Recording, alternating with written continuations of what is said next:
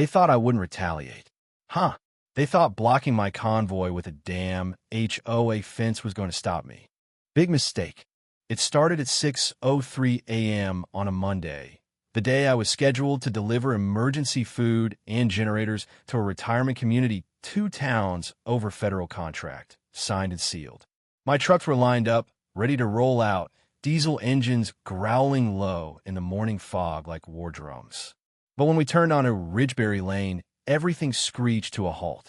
There was a brand-new, welded-shut steel fence right across the community exit, with a smug HOA president standing behind it in a robe and slippers like she just won a damn war. Private road. She barked, arms crossed, phone out. You're trespassing. What? I stared at her, dumbfounded. We've used this access road for 2 years. You approved it was. Karen, yeah. Her name was actually Susan Montgomery, but everyone called her Karen, just smiled. Sipping her coffee like this was some kind of cute power trip. New board, new rules. You'll have to go around. Around meant 27 extra miles of mountainous backroad impassable for 3 of the 6 trucks loaded with perishables. By the time we rerouted, the food would spoil, and the elderly clients relying on oxygen tanks? They'd be screwed.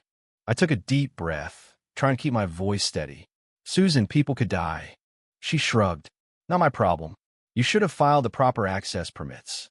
That's when something inside me snapped. See, what she didn't know what the whole it didn't know is that I own the company that provides every meal service, every backup generator, every single emergency contract for this neighborhood. Yup, every one. I didn't yell. I didn't curse. I just smiled, pulled out my phone, and said, okay, you're right. Rules are rules. By 10 a.m., my logistics office had sent termination notices to all vendor contracts tied to that HOA meal deliveries. Cut. Generator maintenance? Canceled. Landscaping? Gone. Even the swimming pool, cleaning, service spoof revoked. Within 48 hours, Ridgeberry Lane turned into a ghost town of rotting trash, brown lawns, and frantic emails. But it gets better.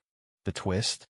When Karen tried to rehire services individually, she found out my company owns the exclusive licensing rights to operate in that zip code for all federal subsidized contracts. No one else could step in without violating federal exclusivity clauses. Cue the angry HOA meeting. Why are we under siege? One of the board members shouted, sweating through his Hawaiian shirt.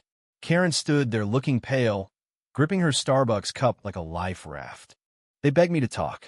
I agreed on one condition. They had to dismantle the illegal fence in front of all residents, with Karen personally cutting the chain in front of a crowd. Humiliation? Oh yeah, I filmed the whole thing. The video went viral, Karen in tears, bolt cutters shaking in her hand as she muttered, I didn't know it would go this far. You think I was the end? Nope.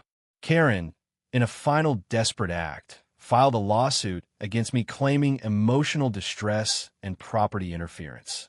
Spoiler, it backfired spectacularly. In court, not only was the fence deemed an illegal obstruction, but her own HOA turned against her, citing breach of duty and misappropriation of funds for using HOA money on a surprise barrier. Her lawsuit got dismissed with prejudice, and she was slapped with a countersuit from her own neighbors for damages and HOA negligence.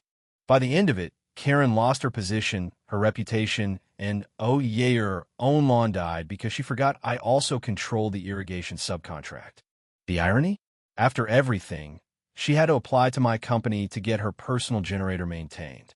And I approved it, with a clause that read, client agrees not to interfere with emergency access routes or obstruct licensed service providers under penalty of immediate service termination.